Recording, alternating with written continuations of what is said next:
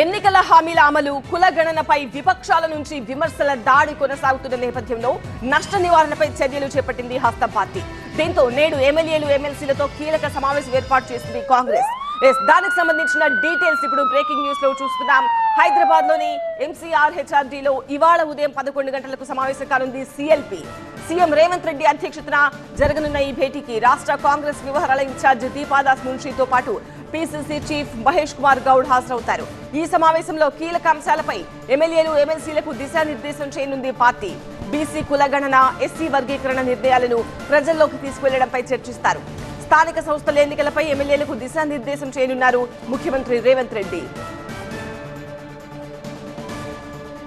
సమావేశంలో మొదటగా జిల్లాల వారీగా సమావేశాలు ఏర్పాటు చేస్తారు. అనంతరం సమావేశం CLPగా మారుస్తారు. పార్టీ అంతర్గత వ్యవహారాలపై సమావేశంలో చర్చించనున్నారు సీఎం రేవంత్ రెడ్డి.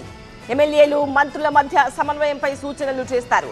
సమావేశంలో తమకు ఒక్కొక్కరికి 5 నిమిషాలు వ్యక్తిగతంగా సమయం ఇవ్వాలని కోరారు ఎమ్మెల్యేలు.